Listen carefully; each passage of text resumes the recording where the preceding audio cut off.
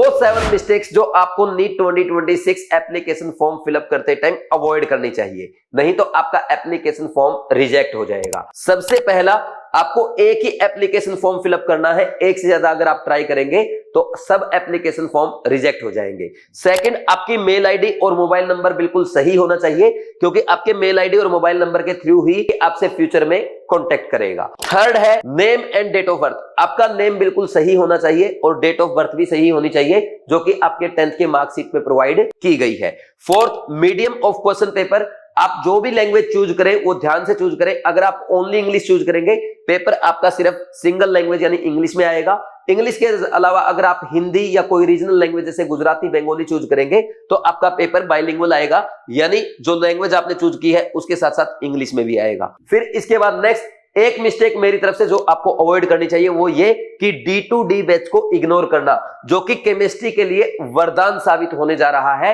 क्योंकि इस बैच में मैंने 75 लेक्चर में कंप्लीट केमिस्ट्री बेसिक से स्टार्ट करके अच्छे लेवल तक कराया है। Physical, inorganic, organic, practical chemistry सब मैंने कंप्लीट करवाया है। साथ में इसमें आपको मिलते हैं केयर के 75 प्लस मॉक टेस्ट और कृष्णा बैच के क्लास 11 एंड 12 के एनसीईआरटी के 1 शॉर्ट वीडियो लेक्चर। अगर आप ये करके जाते हैं, केमिस्ट्री 0 से स्टार्ट करके 180 आउट ऑफ 180 स्कोर करेंगे, नीट 2026 एग्जाम में टॉप रैंक के साथ अपने ड्रीम कॉलेज में जाएंगे। तो ये मिस्टेक भी आपको भूल के भी नहीं करनी है। अब बढ़ते हैं एप्लीकेशन फॉर्म की मिस्टेक की तरफ। कैटेगरी जब आप चूज करेंगे, अगर आपने जनरल कैटेगरी चूज कर दिया, फिर बाद में आप अपनी category EWS OBC SC ST में नहीं जा सकते।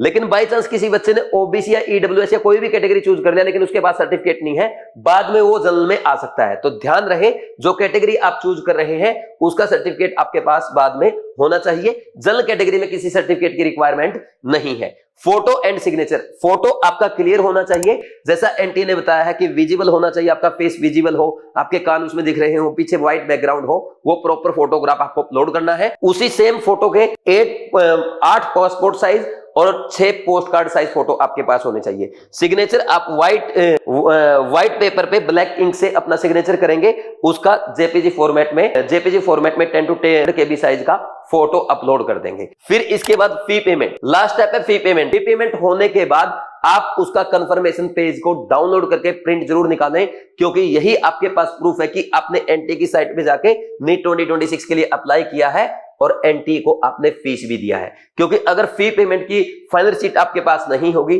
तो आप एनटी पे ऑब्जेक्शन नहीं कर पाएंगे। तो इन 7 मिस्टेक का ध्यान रखें। बाकी अगर कोई छोटी मोटी मिस्टेक हो जाती है, उसका आपको करेक्शन विंडो के टाइम पे भी करेक्ट करने का मौका दिया जाएगा।